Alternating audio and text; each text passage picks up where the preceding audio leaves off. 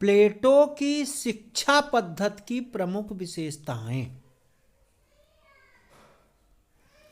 प्लेटो ने अपनी शिक्षा योजना में एथेंस और स्पार्टा दोनों की शिक्षा प्रणालियों के गुणों को समन्वित किया और दोनों के दोषों को मिटाने की कोशिश की। दूसरे शब्दों में यह कहना चाहिए कि उसने एथेंस की बौद्धिक शिक्षा के साथ स्पार्टा का संयमित शारीरिक शिक्षण जोड़ा और इस तरह शिक्षा को व्यक्तित्व और राष्ट्र दोनों के विकास का माध्यम माना। एथेंस से शिक्षा का वैयक्तिक रूप लिया गया, जिसके अनुसार व्यक्ति के संपूर्ण व्यक्तित्व का विकास वांछनीय माना गया और स्पार्टा से उसका सामाजिक स्वरूप लिया गया, जिसके अनुसार शिक्षा राज्य के नियंत्रण एवं निर्देशन में होनी चाहिए, जिससे वह अच्छे नागरिक उत्पन्न कर सके। राज्य नियंत्रित अनिवार्य उदारवादी शिक्षा प्लेटो का एक नवीन आविष्कार थी जो एथेंस में पहले कभी नहीं पाई गई। सेबाइन के शब्दों में, हमें इसे उस जनतंत्री प्रथा की एक ऐसी समालोचना कह सकते हैं जो प्रत्येक व्यक्ति को अपने बच्चों के लिए एक ऐसी शिक्षा खरीदने की स्वतंत्रता देती है जो या तो उसे अच्छी लगती हो या जो तत्कालीन बाजार में उपलब्ध हो। उसकी यह प्रणाली स्पार्टा का आदर्शीकरण या जहां राज्य इसका प्रबंध करता था कि प्रत्येक व्यक्ति को इस प्रकार की शिक्षा प्राप्त हो सके जो उसे अपने कर्तव्यों का पालन करने के लिए प्रेरणा दे सके। एथेंस की तत्कालीन शिक्षा प्रणाली में प्लेटो ने एक दूसरी नवीन विशेषता यह जोड़ी कि उसने स्त्री एवं पुरुषों के लिए एक ही प्रकार की शिक्षा का समर्थन किया।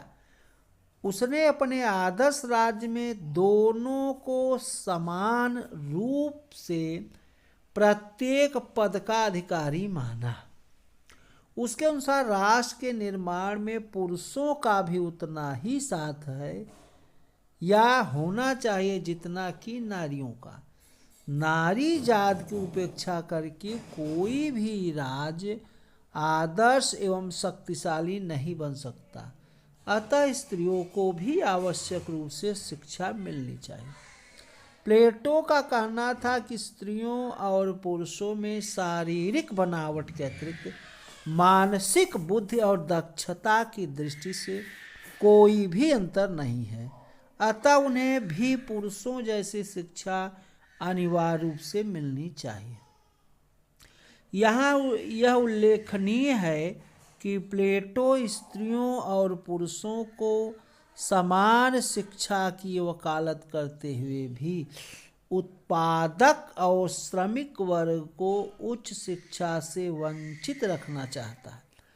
वह सभी के लिए अनिवार्य शिक्षा की योजना रखता है, किंतु सभी से उसका तात्पर्य उन व्यक्तियों से है जो शिक्षा प्राप्त करने के योग्य हैं और जिनमें उच्च शिक्षा प्राप्त करने की पात्रता है।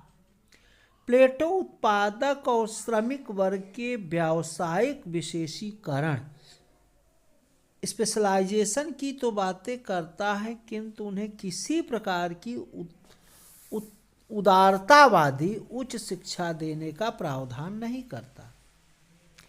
व्यावसायिक शिक्षा को वह शिक्षा नहीं मानता और कुशल से कुशल विशेषज्ञ या उत्पादक को वह शासक बनने का अधिकार नहीं देता। इस संबंध में सेबाई ने लिखा कि राज्य में शिक्षा के इतने महत्व को ध्यान में रखते हुए यह आश्चर्यजनक मालूम पड़ता है कि प्लेटो उत्पादकों की शिक्षा के संबंध में कहीं विचार नहीं करता। वह यह भी नहीं बताता कि उन्हें प्राथमिक शिक्षा भी देनी है या नहीं।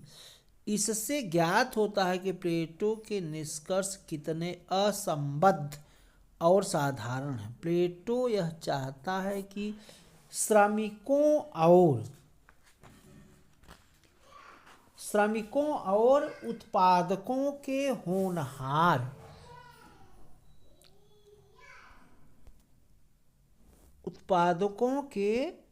होनहार बच्चों को शिक्षा का भी उचित प्रबंध हो, लेकिन यह उस समय तक संभव नहीं हो सकता जब तक कि प्रतियोगी शिक्षा द्वारा चुनाव न किया जाए। प्लेटो ने इस बारे में विस्तार से नहीं लिखा।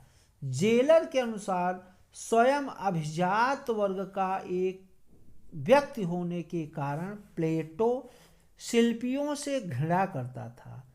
उसका सामान्य शिक्षा में कम विश्वास था। वह अधिक प्रतिभा संपन्न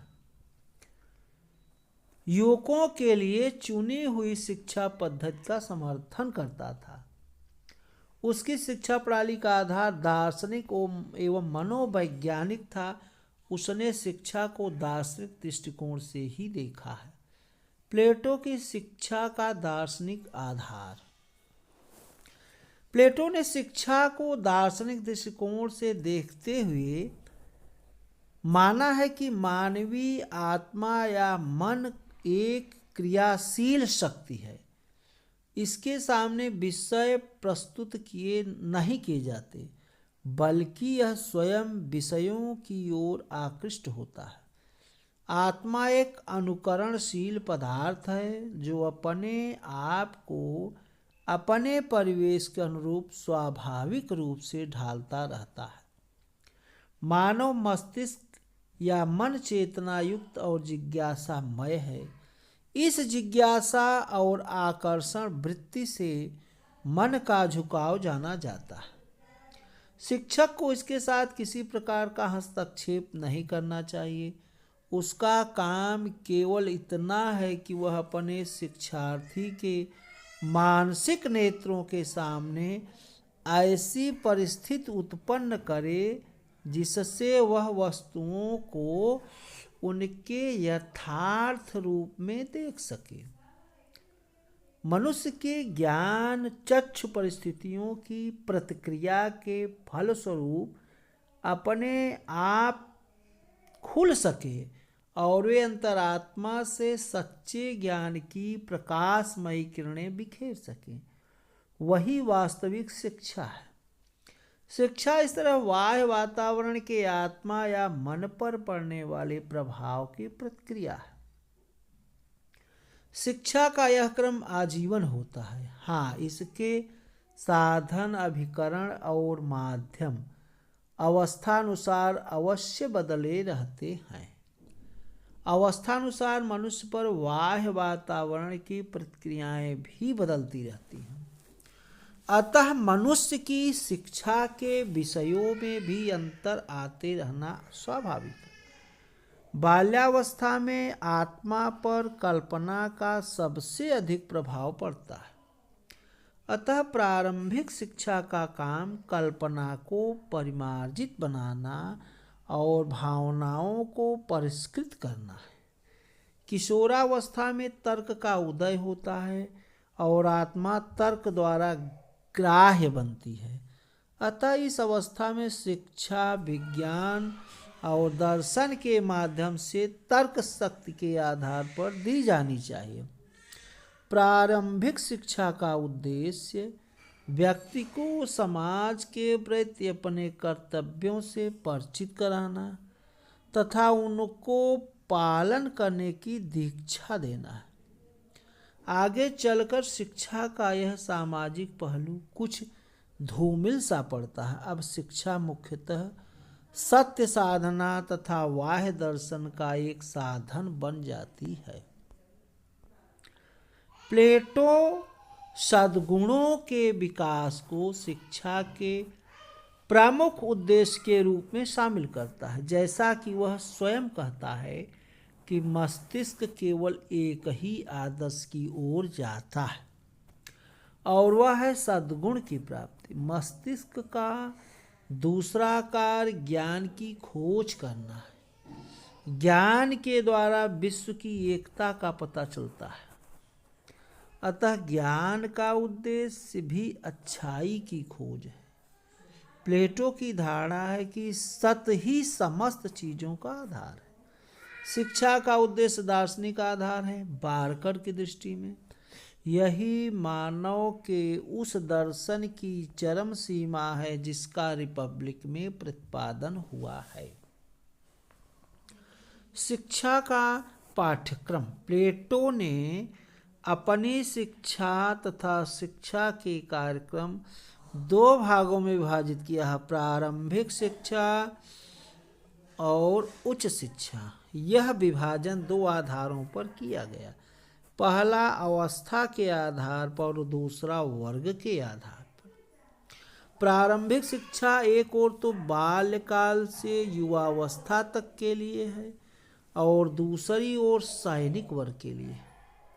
इस प्रकार उच्च शिक्षा एक ओर तो युवावस्था से प्रौढ़ावस्था तक है और दूसरी ओर शासक वर्ग के लिए। प्रारंभिक शिक्षा का ध्येय भावनाओं का परिमार्जन कर चरित्र निर्माण करना है।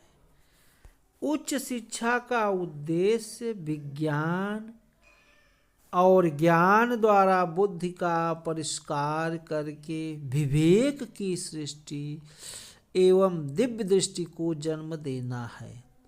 प्लेटो की शिक्षा का यह दोहरा कार्यक्रम अग्रलिखित तत्वों पर बल देता है।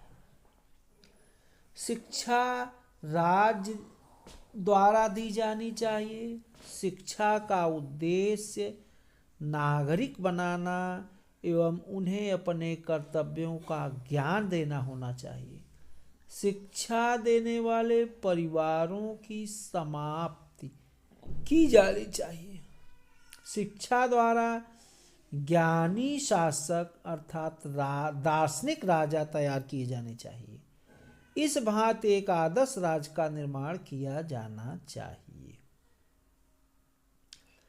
प्रारंभिक शिक्षा को प्लेटो 3 भागों में विभाजित करता है। प्रारंभिक शिक्षा 6 वर्ष तक की शिक्षा, 6 से 18 वर्ष तक की शिक्षा, 18 से 30 वर्ष तक की अवस्था की शिक्षा। प्रारंभिक शिक्षा में प्लेटो शारीरिक, साहित्यिक और संगीतात्मक शिक्षा को सम्मिलित करता है। इस अवस्था में शिशुओं और किशोरों को निर्मल स्वस्थ नैतिकता का संदेश देने वाली कहानियां सुनाई जानी चाहिए। प्लेटो चाहता है कि संगीत द्वारा